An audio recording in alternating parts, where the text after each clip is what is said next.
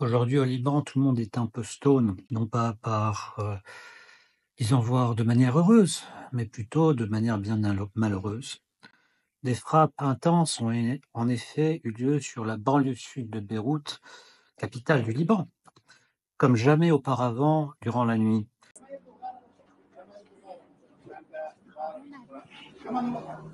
سمر عم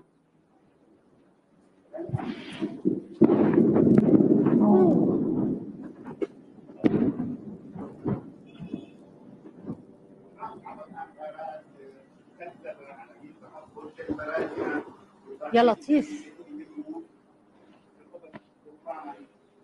Les explosions ont été en fait si puissantes qu'elles ont été entendues à 40 kilomètres de là, à Jounieh, en pleine zone chrétienne, et même à 80 kilomètres de là, à Batroun. Durant la nuit donc, semant mort, destruction. Des amis qui vivaient non loin de là-bas, sur les collines qui surplombent les lieux, me disaient que pour la première fois de leur vie, ils ont eu peur même, et des colonnes de feu, pas seulement de fumée, qui s'élevaient dans les airs, comme pour guider des âmes innocentes qui n'avaient pas pu échapper à cet enfer sur terre. C'est une machine de mort donc qui a dévasté la banlieue sud de Beyrouth hier soir. Israël, par sa brutalité, en fait, renforce malgré elle l'unité nationale des Libanais contre elle. Comme toujours, Israël prétend se protéger et agir avec moralité, mais chaque jour, elle perd cette image, massacre après massacre, bombardement après bombardement. Et au Liban, on voit qu'il y a beaucoup de civils qui meurent. 2000 morts, à Gaza, on ne les compte plus.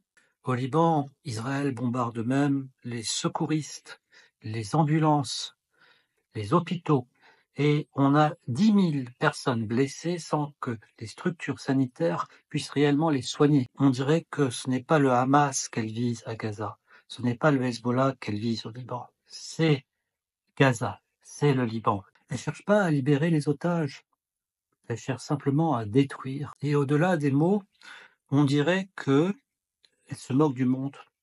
Opération spéciale, c'est une guerre. Manœuvre militaire, c'est une invasion. Dans certaines villes, les lumières, en fait, brillent pour célébrer la vie. Hier soir, les lumières s'illuminaient, en fait, pour la mort. Israël prétend se protéger, mais se protéger de quoi? Cette rage déployée contre Beyrouth n'est que l'expression de son échec jusqu'à présent. Pas de paix. Jamais un pas vers la paix. On tue même les négociateurs. Seule la violence règne, sans mesure, sans proportion. Pour revenir à la situation humanitaire, même les quartiers épargnés de Beyrouth sont aujourd'hui habités par des fantômes, des êtres hébétés, qui n'arrivent plus à trouver le calme et le sommeil. L'horreur ne se termine pas devant les quartiers d'Ashrafie. L'horreur se prolonge au-delà de Beyrouth, jusqu'à Batroun même, dans les voitures qui tentent de quitter vers le nord, vers des zones sûres, on voit des femmes en pleurs, des enfants qui sont apathiques, des hommes qui ne sont que les ombres d'eux-mêmes.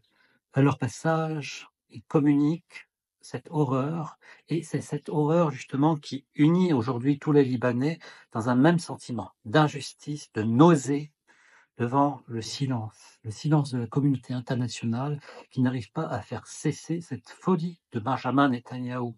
En agissant ainsi, Israël ne fait que renforcer en fin de compte une haine, la haine de ses ennemis qui deviennent au final de plus en plus nombreux, transcendant ainsi par exemple au Liban nos divisions traditionnelles. Israël aujourd'hui rapproche les Libanais dans leur grande majorité plutôt que de les diviser.